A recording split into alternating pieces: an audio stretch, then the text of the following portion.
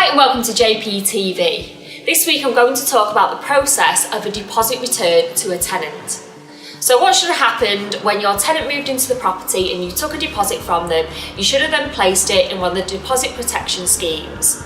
And this is the law, so always remember as a landlord that you shouldn't be holding on to the deposit in your own bank account unless you've got it on the insurance-based scheme, and there's only My Deposits that actually provide that. So once it comes to the end of the tenancy, you've been to the property, you've done the checkout with the tenant, and you've gone through all the dilapidations, and you've then decided what is owed to you and what you think is owed to them. You then need to go into your deposit protection scheme and put the information forwards in regards to what you're going to remove from the tenant's deposit. Then what needs to happen is the deposit protection scheme will send the tenant an email, and the tenant will have to agree or disagree on what you are wanting to deduct.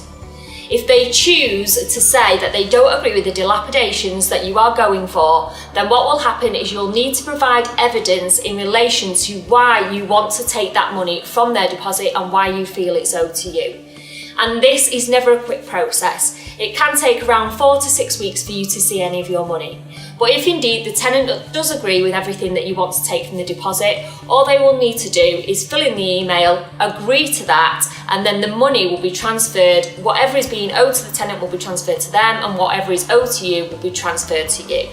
So do remember that you always need to do this at the end of a tenancy, especially if you're not familiar with the process and how it works with the deposit protection scheme. But then you may have the situation where the tenant decides that they're not going to answer any of the emails, and that can be an even further process, and it does go to a statutory declaration where the tenant will be given so much time to respond, and if they don't respond, you'll then have to fill in the forms, you have to get it signed by a legal professional, and they will then release the money to you. That's all for this week.